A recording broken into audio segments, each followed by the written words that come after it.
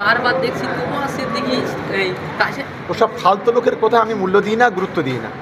রীতিমতো আপনাকে পুরপুরে গিয়ে দিনের বেলা ক্ষমা চাইতে হবে। বাংলার মানুষের কাছে ওরাই ক্ষমা চাইবে, যেভাবে গালাগালি করছে, যেভাবে মিথ্যা কথা বলছে। কি বলেন? যারা করছে তাদের বোন টোন যদি থাকতো আমার সাথে দিত, আমি একটু খুশি হতাম। ওসব এআই ছবি ফবি দিয়ে ওসব লাভটা কী হচ্ছে? আমাদের যত তাতাবে ততই আমরা গড় যাব। এই মেটেরিয়াল এত সহজে গোলানো যাবে না, এটা ওকে মনে রাখা উচিত। ঢিল ছুড়লে পাথর খাবে, সাবধান করে দিচ্ছি।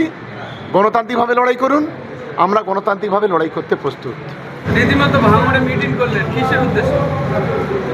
দেখুন, আমাদের একটা বিজয়ের সম্মেলনী আছে আগামী 16 তারিখে। এই বিজয় সম্মেলনী অনুষ্ঠিত হবে আমাদের 6 লেন হাতিশালা, তারই প্রস্তুতি সভা। এবং 12 তারিখে আমাদের জয়পুরে, চালতাবিড়িয়ার জয়পুরে একটা সন্ধ্যা 6টায় একটা সভা আছে। এবং আগামী 23শে নভেম্বর আর সাম্প্রদায়িক শক্তি বিজেপি এবং তার দোসর আইএসএফ যেভাবে কুৎসা, যেভাবে অপপ্রচার করে মানুষকে বিভ্রান্ত করছে, এবং যেভাবে মমতা বন্দ্যোপাধ্যায় এক প্রতিবাদ মিছিল সংগঠিত হবে, এই 3টে বিষয় নিয়ে মূলত আজকের আমাদের মিটিং। আমাদের একটা ইঞ্জিনের বিরুদ্ধে এখন 3-4টে করে ইঞ্জিন নামাচ্ছে। যত ইঞ্জিন নামাক তাতে কিছুই যায় আসে না। শেষ মিনিট পর্যন্ত তৃণমূল কংগ্রেসের কর্মীরা চোখে চোখ রেখে লড়াই করবে। আচ্ছা, সোশ্যাল মিডিয়ায় বারবার দেখছি তোমার সিদ্দিকী এই কাছে ওসব ফালতু লোকের কথা আমি মূল্য দিই না, গুরুত্ব দিই না। জি, একেবারে আপনি বলছেন যে 2-3টে ইঞ্জিন লাগাচ্ছে। সেই ইঞ্জিনের, আপনি যাকে ইঞ্জিনের ইশারায় বলছেন, সেই ইঞ্জিন বলছে যে আইএসএফ 4টে আসন পেতে পারে। সে বলবে, স্বপ্ন তো অনেকেই দেখে। আমিও মাঝে মাঝে রাত্রিবেলা স্বপ্ন দেখি রাজা হয়ে গেছি, সকালে উঠে দেখি সে রাজা তো দূরের কথা, রাজার হয়নি। তা স্বপ্ন অনেকেই দেখবে, স্বপ্ন দেখা ভালো, স্বপ্ন দেখতে দিন, কোনো অসুবিধে নেই।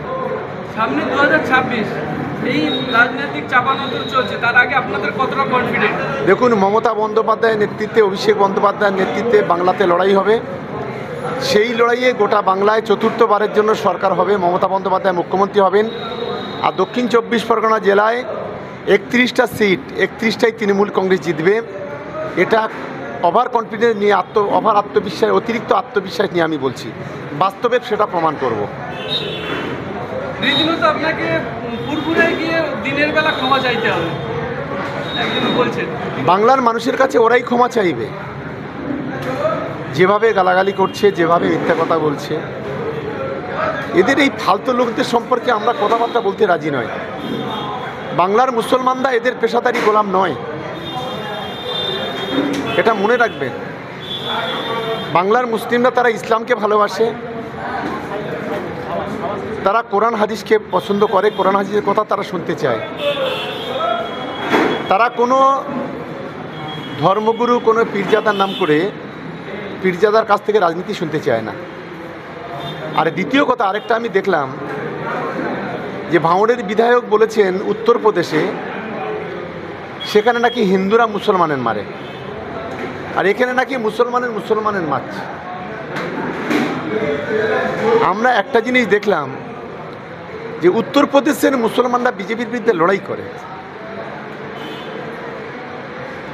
আর বাংলার মুসলমানদের একটা ছোট্ট অংশ, বিশেষ করে ফুরফুরা শরীফের 2-3টে দালাল, যারা বিজেপির দালালতি করে। এটাই হচ্ছে ওদের থেকে আমাদের তফাৎ। আমাদের ভাবমূর্তি যারা নষ্ট করার চেষ্টা করছে, কোনো লাভ হবে না। আখেরে ভাবমূর্তি তাদের নষ্ট হবে। আমি ওদেরকে একবার বলবো, এরা তো সিনেমা ফিনা দেখে না, একটু শুনে নিতে বলবো যে কুদরত কা কানুন বলে একটা বই আছে, তার লাস্ট সিনটা একটু দেখে নিতে বলবো। ব্যাস এইটুকু, এর বাইরে কিছু বলবো না। শুনে নিতে বলবো, দেখতে বলবো না, একটু শুনে নিতে বলবো। আর সোশ্যাল মিডিয়ায় আমরা বারবার দেখেছি আপনার যে ফটোগুলো নিয়ে এআই এর মাধ্যমে একাধিক খারাপ ফটো পোস্ট করে আসছে, এই বিষয়ে আপনি পেশ করেছেন, কি বলেন? যারা করছে তাদের বোন টোন যদি থাকতো আমার সাথে দিত, আমি একটু খুশি হতাম। ওসব এআই ছবি ফবি দিয়ে ওসব লাভটা কী হচ্ছে? যে নোংরামো যারা করছে তাদের কিরম বুকের সাহস, তারা এই ধরনের কাজ যদি করতো তাহলে আমি তো সুখী হতাম। এআই দিয়ে, এফআই দিয়ে হবে না। আর আইএসএফ দিয়ে হবে না, বিজেপি দিয়ে হবে না। আমরা হলাম মমতা বন্দ্যোপাধ্যায়ের সৈনিক, অভিষেক বন্দ্যোপাধ্যায়ের সৈনিক। আমরা আমাদের যত তাতাবে ততই আমরা গড় যাব। এই মেটেরিয়াল এত সহজে গলানো যাবে না, এটা ওকে মনে রাখা উচিত। ঢিল ছুড়লে পাথর খাবে, সাবধান করে দিচ্ছি। গণতান্ত্রিকভাবে লড়াই করুন, আমরা গণতান্ত্রিকভাবে লড়াই করতে প্রস্তুত। যদি নোংরামি করে ফলটা কিন্তু ভুগবে। 2026-এ কি টিএমসিকে ভাঙড় থেকে জয়লাভ করতে দেখো? সেটা তো যেদিন ভোট গণনা হবে সেদিন দেখবেন, ভাঙড়ে মানুষ ঠিক করবে যেখানে কারা জিতবে। আমরা তো জ্যোতিষী নয়, তবে এইটুকু বলবো 200% জিতবো।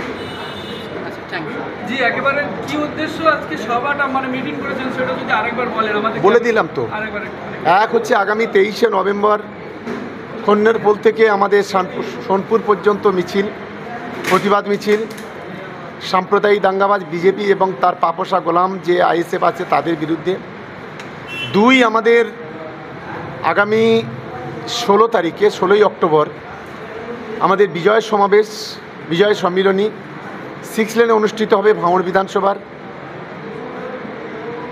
আবার 12 তারিখে জয়পুরে, যেখানে ভাঙড়ের বিধায়ক একটা 2-2.5 লোক নিয়ে মিটিং করেছিল বাচ্চা কাচ্চা নিয়ে, দুধে বাচ্চা নিয়ে, সেখানেই আমরা মিটিং করব 12 তারিখ সন্ধ্যে 6টায়। এই 3টে কর্মসূচি নিয়ে আমাদের মূলত মিটিং। বেশ, অসংখ্য ধন্যবাদ।